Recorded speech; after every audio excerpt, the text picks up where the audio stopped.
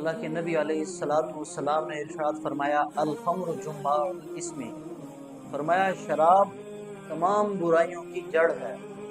یہ شراب تمام برائیوں کو پیدا کرنے کا ذریعہ ہے۔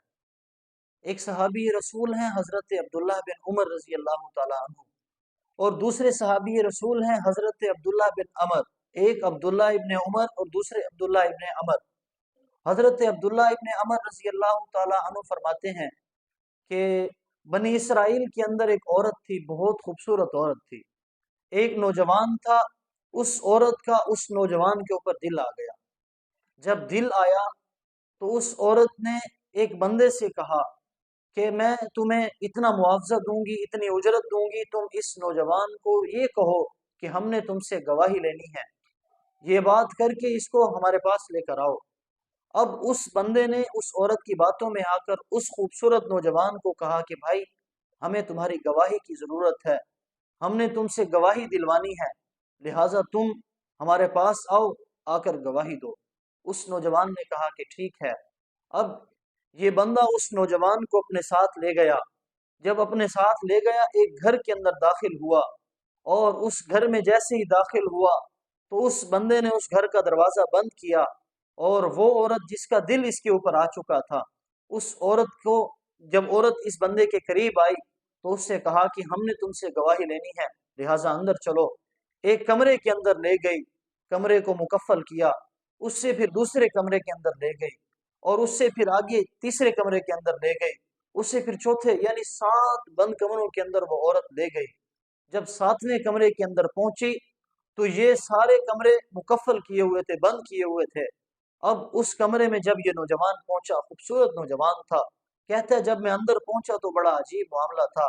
وہاں پر ایک بندہ بندھا ہوا تھا اور شراب کا مٹکا موجود تھا۔ اس عورت نے کہا کہ میں نے تم سے کوئی گواہی نہیں لینی، لہٰذا میرا تمہارے اوپر دل آ چکا ہے، تم اس طرح کرو کہ میری حاجت روائی کرو، میری خواہش پوری کرو، میرے ساتھ بدفعلی کرو، زنا کرو۔ اس نوجوان نے کہا کہ میں اس طرح کا کوئی بندہ نہیں، میرا دل بھی پاک ہے، اور کہا کہ میرا جسم بھی پاک ہے، ان دو کی برکت سے میری روح بھی پاک ہے، لہٰذا میں تم سے برائی نہیں کر سکتا۔ اس عورت نے کہا کہ اگر تم میرے ساتھ برائی نہیں کرو گے تو میں شور مچا کر لوگوں کو بتاؤں گی کہ یہ نوجوان میرے گھر میں داخل ہو گیا ہے اور میری عزت کو تار تار کرنے کی کوشش کر رہا ہے۔ اس نوجوان نے جب دیکھا کہ بچنے کا کوئی راستہ نہیں تو اس کو عورت نے کہا کہ شراب بھی پیو گے، اس بندے کو قتل بھی کرو گے۔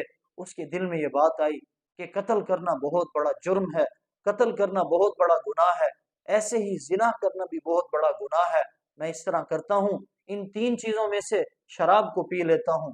اس عورت سے کہا کہ میں شراب پینے کے لیے تیار ہوں۔ اس عورت نے کہا کہ ٹھیک ہے۔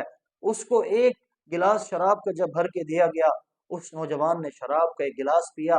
جب شراب کا گلاس پیا تو اس نوجوان نے پھر دوسرا گلاس مانگا۔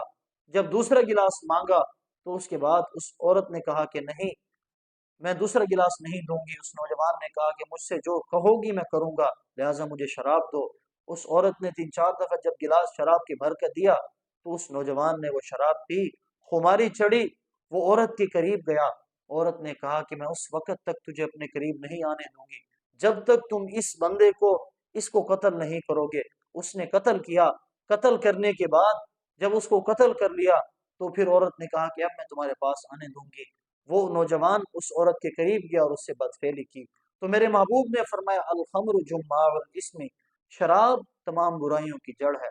اس نوجوان نے شراب پی، شراب کی وجہ سے اس نے قتل بھی کیا، شراب کی وجہ سے اس نے زنا بھی کیا۔ لہٰذا ہمیں چاہیے کہ ہم شراب سے بھی بچیں، اور اپنے نوجوانوں پر، اپنے بچوں پر ہم نظر رکھیں کہ ہمارے بچے کسی غلط سوسائٹی کا شکار تو نہیں بن رہے۔